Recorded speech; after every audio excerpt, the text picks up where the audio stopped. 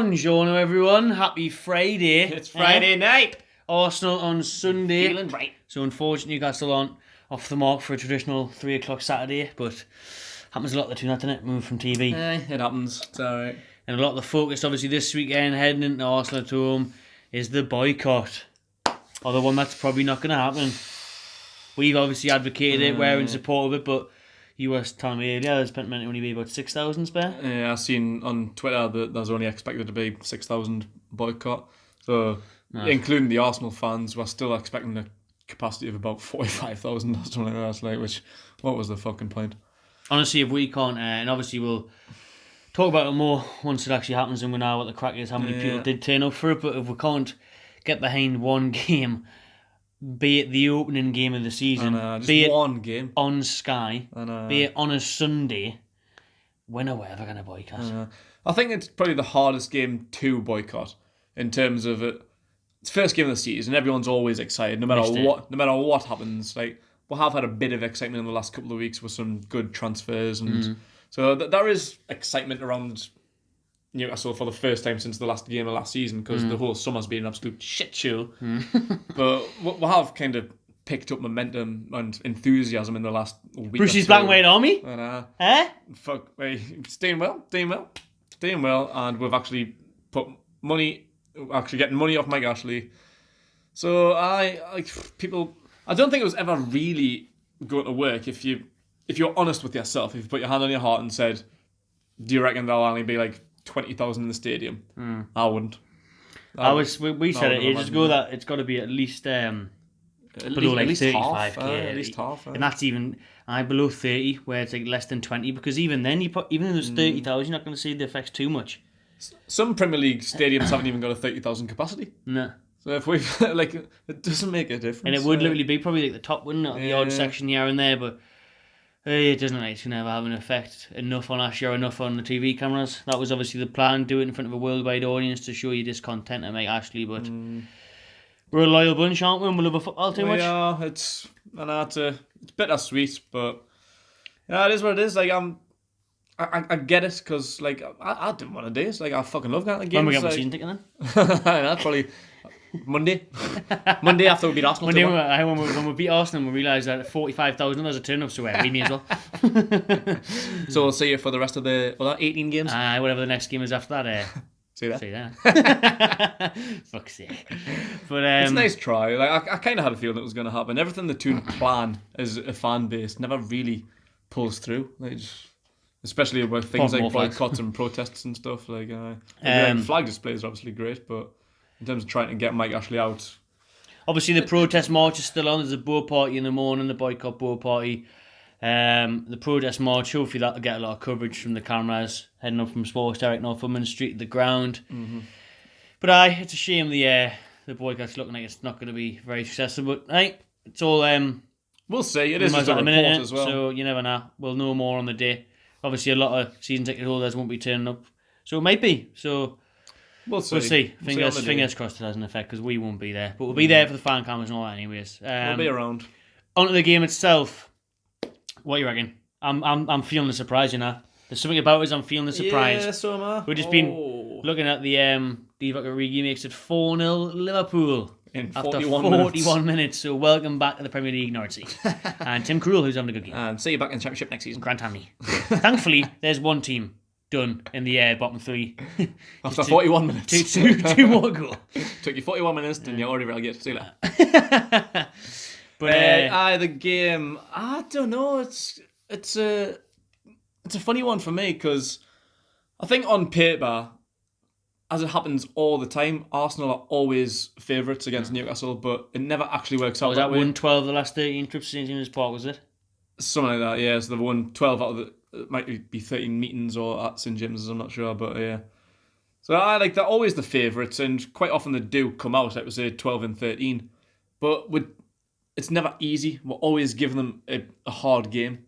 We always make it tricky for them. Like, they never wipe the floor with it, as on paper it looks like they probably should. And I think Sunday, I think that kind of is what it looks like on paper. I think we should expect to get beat like that, but just, of course, yeah, especially obviously depending on who's playing. But just spend 72 million on a fucking winger, so you'd expect to get beat. Like they're lacking in defence. Like I think It's always been their weak point, Arsenal, isn't it? If we line up our attack well, which I don't think we're going to start some maximum, I think we're going to play with the two up top, which... Next video we'll talk about who we would pick off, what you think it's not them. Which isn't good for us, but yeah, because their defence, it's not great, even though they've just brought in David Luiz, who's going to have a late fitness test. Nah, touch and go on him, he's got a calamity in him. Kieran Tierney's injured. Kolasinac out. Kolasinac scrapping So people. I really don't know who they're going to play. Their defence hasn't really been improved if...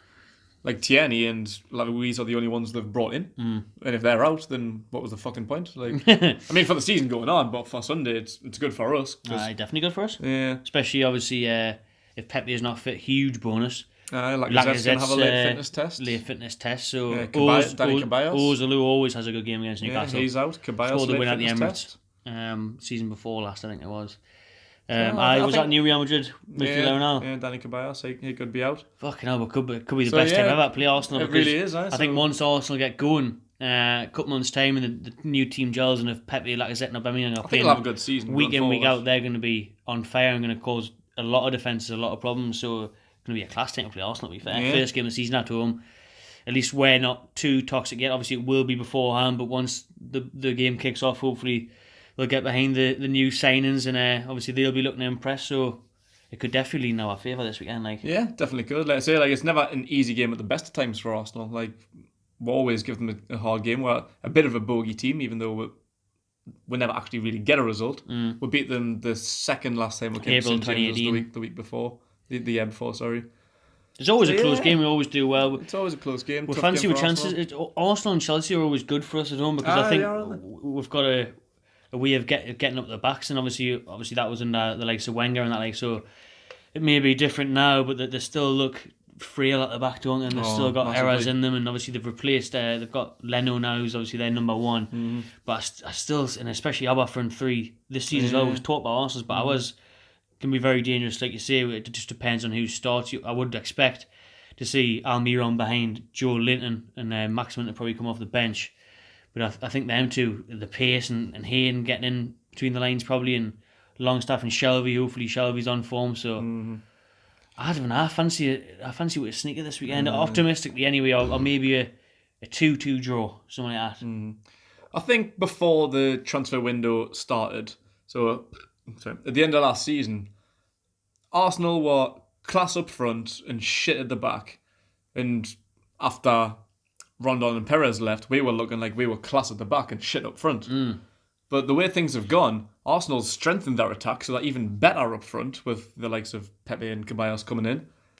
And they've strengthened their defence a bit. Like, Luiz could be alright in the long run, and Tierney's a great signing for the future, but like we said, they may not play on Sunday. And the way we've strengthened our attack, we're actually looking mint front and back now. Front and back. Yeah, front and back. So it really is a hard one to call. Like, off front three, if they're going to play, which is unlikely, even the two of them could cause a lot of damage to Arsenal's defence. I think Saint Maximin is going to be a great impact sub any game. Though, so I think. But is our defence, like I say, it's good, but is it strong enough to hold off Arsenal? Because they are looking class now. I think this could be a high scoring game. This could be like 4-3. Either way. 4 game. 4-4. Could be fucking 7 or 8 goals in this game. I fancy that. I looked at like 3-3 odds on that because I just think there could be lots of goals in this. Like, but our defence is class though, and about obviously Lejeune will be missing still. So Lejeune's to come back. Probably gonna. Who was that? So Dummett's probably gonna start. Kraft gonna start? Kraft make his debut? I wouldn't have thought so. It's too early. Manquillo's pretty impressed as well though. In pre-season anyway. I think. I was gonna say Rafa there. Didn't. I was just trying to get over him, right? FIFA popped him up and out on the sidelines. So Brucey is a big fan of Manquillo. He's played a lot in pre-season and he's been well. I'm a fan of Manquillo. I was saying at the end of last season, like, he actually impresses me, like, for what he is. Like, he's not world class on out, but when he comes in, he does a good job. So I think Kraft, maybe just wait till the week after against Norwich. I think that's a good time to make a debut because he hasn't got the English experience. We'll just bring the starting 11 in this video, Boggs, to a separate one for it. All right. Because we've pretty much touched on that anyway. It's hard not to when you're previewing the game. So for me, I maybe keep Manquillo because he has been playing well. Yeah, and Arsenal is a tough game, so Manquillo's got the Premier League experience and he's in a good run of form. So keep Manquillo. and maybe he's Norwich away. Unless Mike Hugh has a really good game, then keep that, because if that's going to be our starting 11, then fair play, it'll keep that momentum. But I think Norwich away the week afterwards might be a good time to introduce Crafty McCrafty House. But I think it'll be pretty much the team that played in that you saw. Obviously, Bar Aaron's at left back, who didn't make the squad. You'd expect Williams to start there because he looked decent, fit, ready and raring to go. Big physical presence. He looks old as fuck. And I'm surprised at how fast he is now, because he's a fucking tank. I feel like he's been around for ages. We've been linked with him since the dawn of time. I feel like he broke through the PSG team in about 2004 or something. PSV, he's still only 25. I know. I honestly thought he was about 32. Steve Bruce is signing all the players. He's getting his own way. I honestly thought he was a lot older than 25. I thought he was like 28, 29, because he has been linked with the team for as long as I can remember. And he even said he visited a few years ago when he was staying at Anita's house with Wijnaldum when he first came. He came over here. So there's the defence picture itself. I think he'll stick with the three midfield with John Joe Shelvey, Sean Longstaff and Isaac Hayden, who glad to see them stay. Longstaff, no Man United move, Walk off. And I was a bit worried about that, you know. And then, because Man are crying out for his centre mid.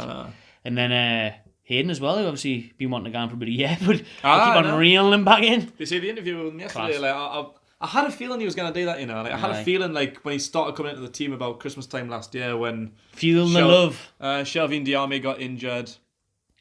Key was on international duty. He was playing solidly and getting really good form. Him and Longstaff were forming a really good partnership. And towards the end of the season, I think he said in his own interview, Liverpool at home, the last game of the season at home, and then Fulham away. We were there, give him a round of applause, standing up. There's only one Isaac Hayden. And I think that must have been. He's never had that in his life, has he? He's an Arsenal reserve. And then when all the players came towards the away end, we were giving him such an applause, because it was like an applause goodbye. We knew he didn't want to be here. It was family. It was family issue. Not that he didn't want to be here. It was family issues. He had to go back down south. It's not because he didn't want to play for Newcastle. But things have been resolved, and he knows how much of a fan favourite he is, and how much we know he's a good player. Now, at the start of last season, we would have paid for him to fuck off. But now, he is a really important player for us now. Nice to see one of them stay from the Fulham game that we're all clapping off, because we're Rafa want you to stay. Rafa, Rondon on it. Rondon want you to stay. I see that, Rondon. Perez a little bit. You're gone. Kennedy. It could have had Kennedy. It could have been fucking Shelvey in that as well. There's so many players in that game. Diame. Because anyone was in cheering, it was actually. But, nice bloke anyway. It's joking with Kennedy, no? He was linked with Redden. Did he go there, Kennedy? I don't think he did in the end. Oh my god, I was going to say that. I could not believe that. 30 million. Last year, Chelsea won, and he's got Bayern Munich were trying to get him for 30 million, no? Okay, now he'll be playing in the Carabao Cup, and that's a bit for Chelsea, ain't he? Good luck with that one. Yeah, well, that's what you get from a shit attitude and work ethic. And shit on the field. Natural talent up the wall. And missing a penalty against Cardiff. And then, that's game off. And then we'll see Almiron, who I'm desperate to get a goal. We'll see if you haven't seen the FIFA video, check out that volley. Did you see that? Oh, sexy talent that. Big sexy tip, that one. I like how just before you hit it again, I'm going to volley a fucking shot. Not expecting that. I was expecting it to fly over the ball, then it went in. Him behind Julian, and I fancy Julian to get on the score sheet again. I do. Put it on first score. I do. I might do. 100 quid. I think it's a shame. I think we need to sort what lineup out, but I don't know how. Because I think that middle three in the midfield's good, but I want to see them three up top and all. I'd do what I did on FIFA, where one of them drops out and I dropped out Hayden. Or you could drop out Shelvey because it could be a bit risky. Yeah. But Shelvey, one of them balls played through to Saint. Can you miss Shelvey? Shelvey's through balls to Saint or Miggy would be perfect. So for me, I would drop Hayden. But against Arsenal, it's probably wise having three midfield, because you'll just lose the game too much. Then obviously having them on the bench is a good option. Norwich away, mix things up. You could have just two sitting there and fucking Saint and Almiron on the wings, just taking the piss, counter attack. I think what I would like to see, I think Almiron and Sam Maximin both consider themselves to be number 10s. So if you have them both sitting in behind Joelinton instead of out wide, I think that could be quite dangerous. No, definitely. Because Saint said he's more of a number 10 than Almiron, and Almiron for Atlanta played as number 10, so let's not do what we did to the likes of Tovan and fucking play them out of position and then shit shy confidence. Well, that happens to a lot of players when just because they're fast. They are just on the wings. Yeah. They say that with like Man United, like Marcus Rashford and Martial. Yeah. I think they're more strikers Waste than of them. I know. And obviously, you may actually see them as strikers this year since they didn't sign anyone. But aye. So that's the team. My prediction. If I'm being optimistic, I'd go in for a cheeky 2-1. I'm going to go in 3-3. 2-2 or 3-3, but it's hard to call before one of the teams who's fit for Arsenal. So we could easily get to another by Arsenal if the three up top and an early goal or something like that. But because they've got a lot of doubts, but not many ruled out. Aye. So I would say David Luiz, Ceballos, Lacazette, Pepe. There's a few like late checks, but if they all play, then it's a bit shit. Really, but if they're all out, then if they all play, then it may be a 3-1 or 3-2 Arsenal. I'm gonna go. So basically, it could be a draw, Newcastle win or Arsenal win. So that was really summed up well. That. I'll let you know an hour before kick off. I'll put a Facebook status. I'll definitely put a bet on either Newcastle to win, Arsenal to win, or it being a draw, and then everyone's a winner, right? Except the team that loses or draws. I'm gonna stick my neck on the line and say neck it out. 4-3 Arsenal. Neck it off. 4-3 Arsenal. Big game. Super Sunday's back. That'd be class. Then you got United and Chelsea later on. Apart from not getting any points. Not that I expect anything against Arsenal, really. Should be. If I see a good game, a hard slug game, and we score 3 goals, I'd be on the move for that, to be honest. Because hopefully one of them would take the lead at one point, so we can get excited for a little bit. I'd be happy to say that. It's fucking first game of the season. Like we had a shit summer until the last fucking 2 or 3 weeks. As long as it's not like a 3-0 defeat or something, because then that's just where it's like. Can you imagine if this game was happening, like around that 2 week time where we lost Rondon, Rafa, and Perez? We'd get absolutely fucking stuffed. We would. So to sit here and say we can score 3 goals and only lose by 1 goal, that's a hell of an improvement, to be fair. Like, what would you say the score would be against Arsenal's current team to our team 4 weeks ago? 4-0 Arsenal. Easy. So if we get beat 4-3, I'd take that knee ball. Nah, it just came out there, but literally 4-0. Yeah. Or if our defence is as good as it was last year, easy 2-0 for Arsenal, something like that. We'd definitely get beat. Easy, couldn't see we're scoring. Because the problem was last year was scoring goals. Apart from running and Perez picking it up late at the end, there wasn't enough goals coming from other areas of the field. So, anyways, Arsenal on Sunday will be there. Fan cams, usual place. Well, actually, it may not be. Depends on what happens because we're linking up with Robbie and that from FTV. But you'll see we're not about it. Yeah, we'll be there. We'll be there. See you there. Let me know in the comments below your thoughts on the game. Who would you start? What's the score going to be? And enjoy yourself.